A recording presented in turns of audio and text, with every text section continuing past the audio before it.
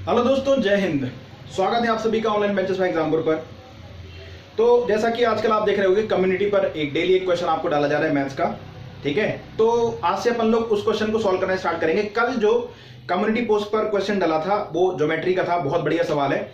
मैं आप क्वेश्चन देख लेना कम्युनिटी पोस्ट से, मैं आपको पढ़ के बताता हूं। सवाल इस तरीके से था कि in a triangle ABC angle C is an obtuse angle triangle, the bisector of the exterior angle of A and B meets BC and AC produce at point D and E respectively. If A B बराबर AD बराबर B then find angle ACB। ठीक है, हिंदी में पढ़ता हूं कि त्रिभुज ABC में कौन सी समकोण है? A और B के बाह्य कोण समद्विभाजक भुजा BC और AC को आगे बढ़ाने पर क्रमशः बिंदु D और E पर मिलते हैं। यदि AB बराबर DE बराबर B है तो कोण ACB आपको बताना है। डायग्राम बनाता हूं मैं। ठीक है, देखो इस तरीके से हमारे पास एक ऑब्ट्यूज एंगल ट्राइंगल बना लिया मैंने। ठीक है, हमारे पास एक ऑब्ट्यूज एंगल ट्राइंगल बन गया। इसको मैं A बोल देता हूं, इसको मैं B बोल देता हूं, इसको मैंने C बोल दिया। ठीक है, कह रहा है कि एंगल A का जो एक्सटीरियर एंगल है और जो एंगल B का एक्सटीरियर एंगल है, इसका बाइसेक्टर खींचा हमने और इसका बाइसेक्टर खींचा। AC को आगे बढ़ाने पर मिलता है कहीं पर और इस BC को बढ़ाने पर कहीं पर मिलता है। इस तरीके से ये दोनों मिल जाते हैं। इस तरीके का कुछ डायग्राम हमारे पास मिल रहा है। ठीक है, अब कह रहा था कि The bisector of exterior angle of A and B meets BC and AC at point D and E। तो ये हमारे पास D हो गया और ये हमारे पास क्या हो गया? E हो गया। D और E हो गया। और हमें दिया था कि AB बराबर, जो AB है वो AD के बराबर है और वही हमारे पास किसके बराबर है? B के बराबर है। तीनों साइड क्या है? बराबर है। तो आपको बताना है कि एंगल ACB हमारे पास कितना होगा। देखो अब इसको कैसे सॉल्व करेंगे।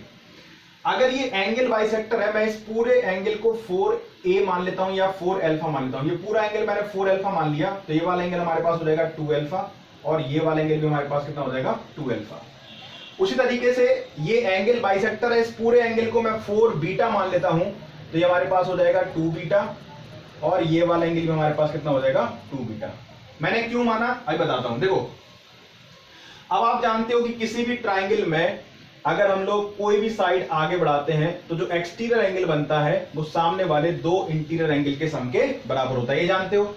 तो अगर आप देखोगे ट्राइंगल आपका कौन सा दिख रहा है? एक ट्राइंगल आपको दिख रहा होगा ADB, है ना? ADB। इस ट्राइंगल में देखो जरा, ये है A, ये है D, ये है B। इसमें ये दोनों साइड बराबर हैं और इसका जो एक्सटीरियर एंगल है वो 2 अल्फा है।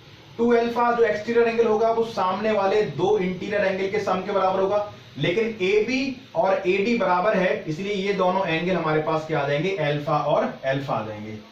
अगर ये अल्फा होगा, ये अल्फा होगा, तब ये क्या होगा? 2 अल्फा। क्यों? क्योंकि ये दोनों साइड क्या है? बराबर है। ट्राइंगल ADB में हमारे पास क्या बराबर है? AB किसके बराबर है? AD के बराबर है। ठीक है, इसी तरीके से आप देखो एक ट्राइंगल आपको दिख रहा होगा, ट्राइंगल ABE दिख रहा है? ABE। इस ट्राइंगल में आप क्या देख सकते हो? देखो इसमें ये वाला हमारे पास, ये साइड आपने आगे बढ़ाई, ये साइड आप आगे बढ़ा रहे हो, तो ये हमारे पास एक्सटीरियर एंगल बन रहा है। एक्सटीरियर एंगल सामने वाले दो इंटीरियर एंगल के सम के बराबर होगा।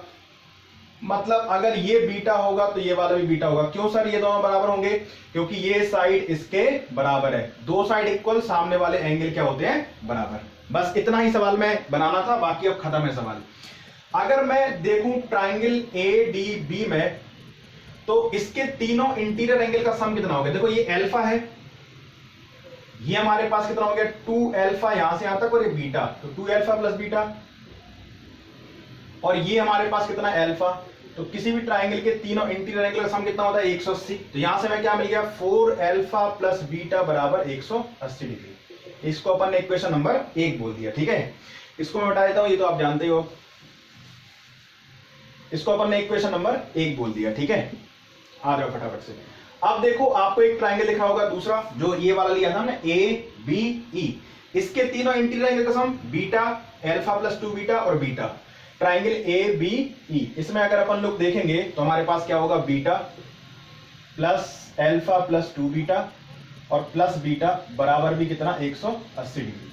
तो यहां पर क्या आ जाएगा? 4 बीटा प्लस अल्फा बराबर 180 डिग्री। Equation number 2। अगर मैं दोनों इक्वेशन को जोड़ देता हूं, ठीक है, जगह की थोड़ी सी कमी है इसलिए अपन मिटा मिटा कर काम चलाएंगे। आप देखोगे अगर मैं दोनों इक्वेशन को जोड़ दूंगा तो 4 अल्फा और अल्फा, 4 बीटा और बीटा कितना हो जाएगा हमारे पास 5 अल्फा प्लस 5 बीटा बराबर कितना 360। तो यहां से अल्फा प्लस बीटा कितना आ जाएगा हमारे पास 72 आ जाएगा। अब हमारा सवाल खत्म हो गया। क्यों खत्म हो गया?